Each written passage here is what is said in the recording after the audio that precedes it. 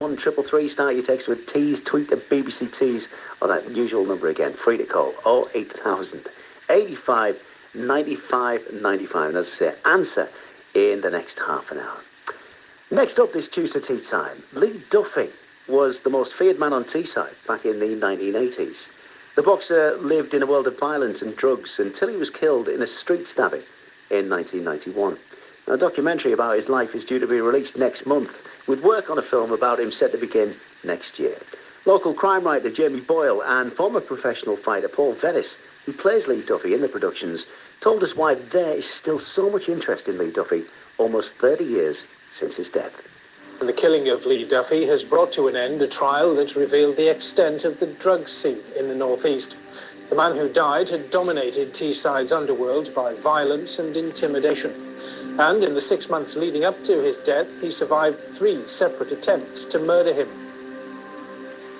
He was the most notorious character Middlesbrough has ever produced. And he died very young at 26 before he hit his prime. My name is Jamie Boyle. I'm Teesside based and I write lots of books and I've done a couple of, 2 or 3 documentaries now at the minute, so I'm very active at the minute. I was a young kid brought up on the South Bank estate. Very, very tough estate in Middlesbrough, arguably maybe one of the toughest, if not. He was bullied, like massively, and I think this had a great effect on him. When he started getting into his late teens, he kind of went on this kind of eight-year crusade, if you like. I mean, particularly from about 1985 to about 1991. But he was very much in the mix of the Teesside underworld, murky, kind of, dark side of society. It's a slow documentary, because I'm not condoning what he did. But listen, he was a young lad who was 26, and I think a lot of people forget he paid the ultimate price with his life. Crime doesn't pay, so there's no glamour in pushing up daisies in Eston Cemetery. My name is Paul Venis, and I'm from Middlesbrough. Lee was born and bred in South Bank. That's where we have been brought up in. And my mum and dad are from South Bank as well. And when they were growing up, my mum was good friends with his sister. And therefore she was close with the family and close, like Lee was a bit younger. When she'd had me, I was in the pram. I was only little, but I was a very big lad, a very big baby and stuff. And he just come up to me and he went, well, look at the stars of him, look at the hands on him. He said, he's going to be the next Duffer, him. He's going to be the next Lee Duffy, him. And my mum went, I'm sure he's not. A group of men turned up, I think they were travellers that turned up to get Lee. And they were shouting him outside.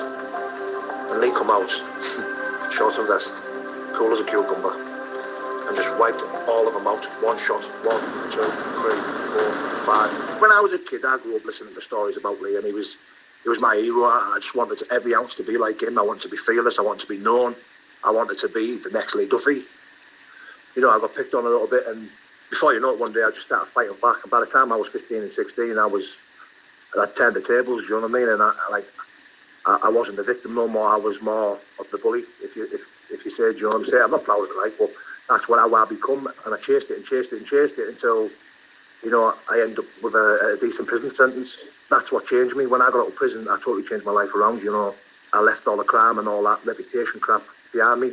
A friend of a friend had said, look, there's a perfect lad there in South Bank who could play Lee Duffy, and they got in touch with me and just rang. At first I thought it was a wind-up, and I put the phone down. And then they rang back and said, no, it's for serious, we want you to play Lee Duffy in the movie. And I was like, really? And they're like, yeah, we're going to come down. And when they come down and see me, they were like, oh, wow, yeah, perfect for the part, mate. And I was a bit sceptical about it, because I thought, well, I'm no actor.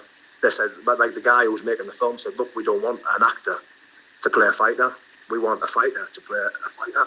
So, yeah, it was surreal, to be fair. It felt good. I felt confident. It felt natural, because it was similar to playing the old me in a sense. You know what I'm saying? So it was quite natural to me.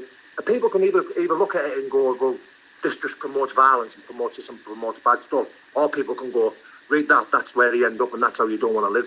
Could you imagine if Lee Duffy was here now, age 55, bullet wounds all over him, going into youth clubs saying, kids, don't do how I was. It would have been so much powerful and thought-provoking, because he was maybe the baddest of the bad, if you like. So I think there's a great deal to learn from Lee Duffy's life, but ultimately, it's a very tragic, sad, harrowing tale. Scott Macon. BBC Radio Tees. Our reporter Lee Johnson there talking to local crime writer Jamie Boyle and former professional finder Paul Venis on why there's so much interest in Lee Duffy almost 30 years since his death. Latest news headlines on the way in a sec. Also, latest